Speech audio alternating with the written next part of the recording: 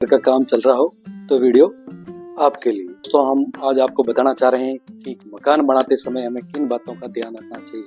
पहली बात तो ये ध्यान में रखनी है कि मकान बनाने से पहले अपने उसको मकान का प्लान बनाना, उसका नक्शा बनवाना।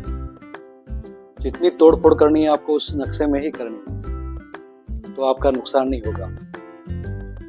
प्लान बनाने के बाद प्लान जब आपका फाइनल हो जाता है तो दूसरा काम आपको स्ट्रक्चर उसका डिजाइन करवाना है, स्ट्रक्चर प्लान बनाना है। तो उसमें कैसे अपने को कॉलम्स देने हैं, कैसे फुटिंग आएगी, ये दोनों होने के बाद आपको ठेकेदार फाइनल करना है। ठेकेदार ऐसा होना चाहिए जिसको ड्राइंग अच्छे से पढ़ना आवे और ड्राइंग के अनुसार काम कर सके। तीसरी बात आपको इस बात का ध्यान रखना है कि जब वो काम चालू करे तो उसकी सारी कंडीशन आपको अच्छी तरह से देखनी है, कैसे काम करेगा और क्या तरीका होगा और उसकी पेमेंट कंडीशन क्या है, वो सारी बातें आपको समझनी है। और विशेष इस बात का ध्यान रखना है ठेकेदार समझदार होना चाहिए, जो आपने जो प्लान बनाया उसको अच्छे से पढ़ के आपका मकान बना सके। ठेकेदार फाइनल होने के बाद आपको उससे एग्रीमेंट करना है और फिर अपना काम चालू करना है। तो काम चालू होने के बाद आपको इन बातों का ध्यान रखना है। अपना एक तो जेसीबी से वो खुद ही करेगा, एक्सप्रेशन करेगा, वो प्रॉपर तरीके से होवे। खुद ही होने के बाद उसका 90 डिग्री करना है।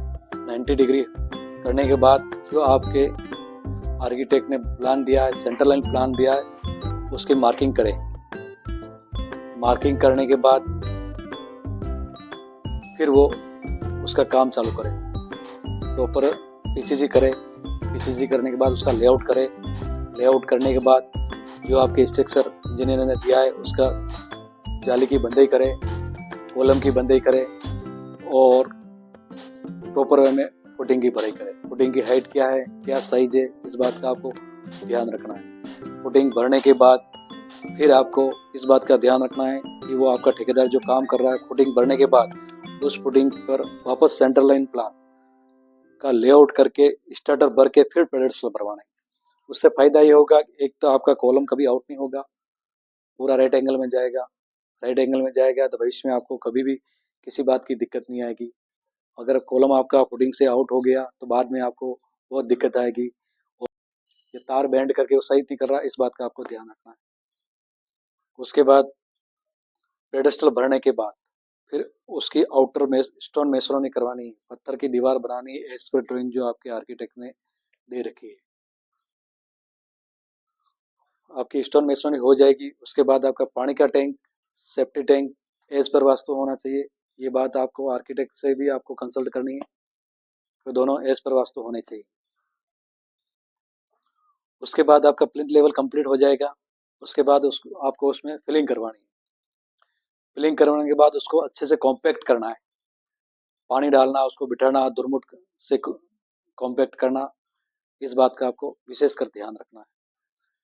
पूरी तरह कॉम्पैक्ट हो जाएगा। उसके बाद आपको उस पर डीपीसी लेआउट करना है। इस बात का ध्यान रखें कि वो अच्छे से डीपीसी लेआउट करे।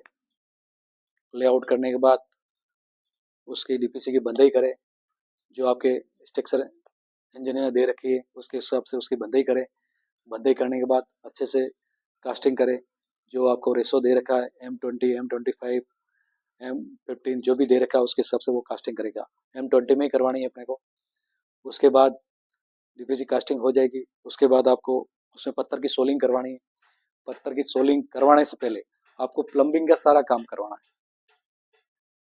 इससे फायदा ये होगा, बाद में प्लम्बिंग का काम कराओगे सारी तोड़फोड़ होगी।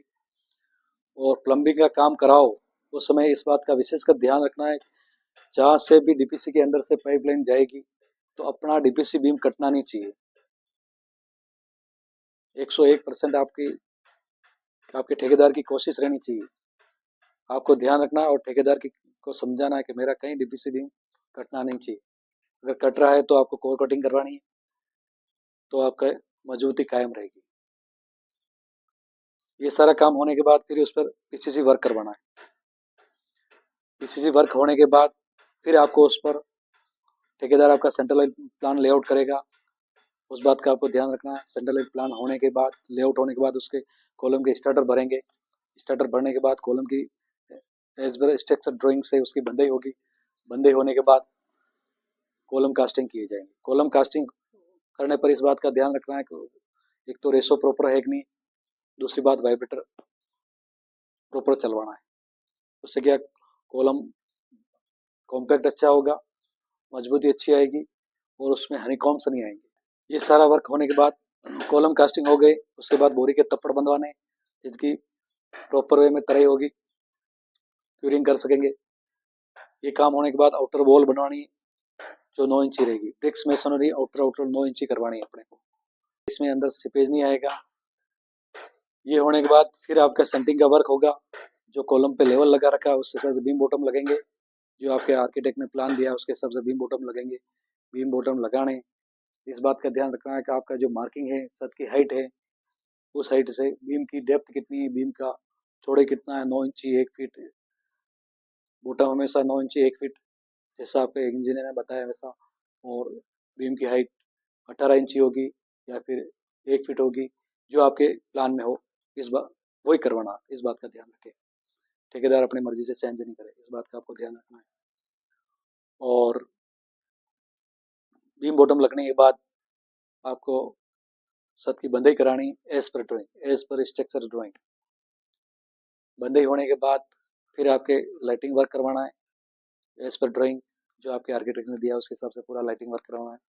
लाइटिंग वर्क होने के बाद छत में और बीम बॉटम में अपने को कवर लगवाने हैं। कवर लगने के बाद फिर अपने को छत की पूरी लेवल करवानी है। जो कॉलम पे मार्किंग दे रखा है उस हिसाब से उसका लेवल होगा ताकि हाइट वेरिएशन नहीं आएगा। तो कभी क्या होता है कि लेवल थोड़ा सा गड़बड़ हो गया, फिर क्या आप फॉल सीलिंग करवा रहे हैं, उसमें आपको दिक्कत आएगी। तो इस बात का भी आपको ध्यान रखना है। उसके बाद आपकी छत कास्टिंग होगी। छत कास्टिंग में इस बात का ध्यान रखना है कि अपने को वाइब्रेटर प्रॉपर वे में चलवाना है बीम और छत में। और छत की हाइट अपने को 5 इंची या 6 इंची जैसा आपका आर्किटेक्ट ने बताया, मिनिमम 5 इंची अपने को रखनी है। ये सारा काम सही तरीके से होगा, आपका मकान बढ़िया होगा, काम मजबूत होगा। ठेकेदार से कहिए बिल्ड राइट।